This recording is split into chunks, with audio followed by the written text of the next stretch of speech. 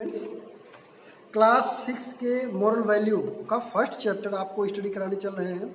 उसको रीड करा रहे हैं हम और वर्ड टू वर्ड उसका मीनिंग बता रहे हैं, सो दैट आप लोग घर पे बैठ करके अच्छी तरह से इसको लर्न कर सकें, रीड कर सकें और उसके अर्थ को भी समझने का प्रयास कर सकें। तो चैप्टर फर्स्ट आपका है लर्न टू बी सेटिस्फाइड। संतुष्ट होना या संतुष्ट होने के लिए सीखना। अर्थ ये होगा कि अपने आप को संतुष्ट करने के लिए सीखना, यानी मनुष्य के अंदर ये भी एक क्वालिटी होनी चाहिए कि अपने आप को किस प्रकार वो सेटिस्फाइड करे, कैसे अपने अंदर संतुष्टि लाए। ये उसको क्या करना पड़ता है, लर्न करना पड़ता है, इसको सीखना पड़ता है कि कैसे अपने अंदर संतुष्टि लाया जाए। इसी को बेस बना करके एक स्टोरी बनाई गई है। आप लोग इस स्टोरी को देखें।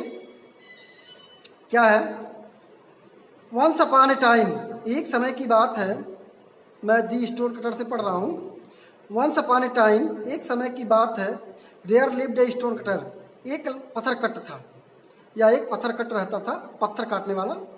Who went every day to a great rock, जो प्रतिदिन एक बड़े चट्टान पर जाता, inside of a big mountain, एक बड़े माउंटेन के किनारे, and cut out slab for gravestone और फॉर हाउसेज, और वहाँ पे स्लैब यानी पटिया, पत्थर का पटिया काटता था, फॉर ग्रेव स्टोन, समाधि के ऊपर जो पत्थर रखा जाता है उस तरह के लिए, या फॉर हाउसेज या घरों के लिए। दो तरह की अपना जो है वो स्लैब पटिया काटता था पत्थर का। ही अंडरस्टूड, वह समझता था वेरी वेल, अच्छी तरह से, द काइंड ऑफ स्टोन, पत्थरों के प्रकार को, वांटेड फॉर डिफरेंट पर्पज, यानी अलग अलग उद्देश्यों के लिए अलग अलग प्रकार के पत्थरों के बारे में वह जानता था कि किस कार्य के लिए कौन सा पत्थर सुटेबल होता है, उसे ये पता था। And he was a careful workman, वह एक केयरफुल सावधान वर्कमैन था, कामकाजी मनुष्य था। He had plenty of customer, और उसके पास बहुत अधिक कस्टमर भी थे, एक दो नहीं, कईयों कस्टमर उसके पास थे। फॉर ए लॉन्ग टाइम, लंबे समय तक। ही वॉज क्वाइट हैप्पी, वो बहुत खुश था। किससे? अपने वर्क से, यानी संतुष्ट था, वो कंटेंट था। And content and ask for nothing better than he had what he had, and ask for nothing, और कुछ और नहीं मांगता था, better than what he had, जो उसके पास था उससे अच्छा, जो उसके पास रखा हुआ था उससे बेटर और कुछ नहीं मांग रहा था, उसी से वो कंटेंट था, संतुष्ट था जो उसके पास था। In the mountain dwelled a spirit, उसी पहाड़ पर एक आत्मा रहती थी, विच नाउ एंड देन, जो कभी कभार अपीयर टू मैन, मनुष्यों में अपीयर हो जाती, गायब हो जाती थी, प्रकट हो जाती, सॉरी, मनुष्यों में प्रकट हो जाती, एंड हेल्प देम, उनकी मदद करती, many way to become rich and prosperous, उनको धनी और संपन्न बनाने के लिए उनका मदद भी करती थी। वो आत्मा उन सबका जो है मनुष्यों का मदद करता था जहाँ ये रहता था, यानी जहाँ स्टोन कटर रहता था वहाँ पे निवास करने वाले जितने भी लोग थे सबका वो आत्मा आकर के क्या करता था, मदद।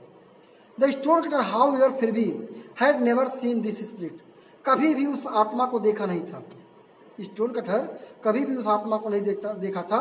And only soak his head, केवल अपना सिर हिलाता था, विथ एन अनबिलीविंग एयर, नास्तिक एयर से, जैसे ना मानना हो, मन के अंदर ना मानना हो, नास्तिकता हो, फिर भी चलिए ठीक, हाँ ठीक है, इस तरह से अपना एयर में सर घुमा देता था।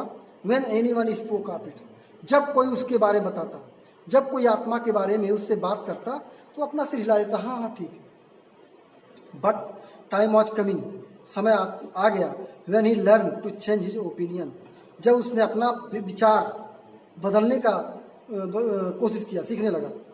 जब समय आ गया तो अपने विचार बदलने की कोशिश करने लगा। वन डे, एक दिन, the stone cutter carried a grave stone, एक कब्र का पत्थर ला रहा था, to the house of a rich man, एक बड़े आदमी के घर पर, धनी आदमी के घर पर। एंड सा, देखा, ऑल सॉर्ट्स ऑफ ब्यूटीफुल, हर प्रकार की सुंदर चीजें, थिंग्स, ब्यूटीफुल थिंग्स, हर प्रकार की सुंदर चीजें देखा, of which he had never even dream, जिसका वह कभी स्वप्न में भी नहीं सोचा होगा, जिस चीजों को वह कभी स्वप्न में नहीं देखा होगा, ऐसी ऐसी चीजें, सुंदर चीजें उस घर में, उस धनी व्यक्ति के घर में मौजूद थी, और उस स्टोन कटर ने उस घर में जाकर देखा। Suddenly his daily work seem to grow harder and heavier, और अचानक ही उसे अपना जो डेली वर्क था, जो पत्थर काटने का काम था उसे हार्डर और हैवियर लगने लगा, भारी और कठोर। आप समझते ही हैं, जब मन के अंदर संतुष्टि नहीं होती, सेटिस्फैक्शन नहीं होता है, तब व्यक्ति को अपना वर्क कठिन लगने लगता है और बेकार लगने लगता है।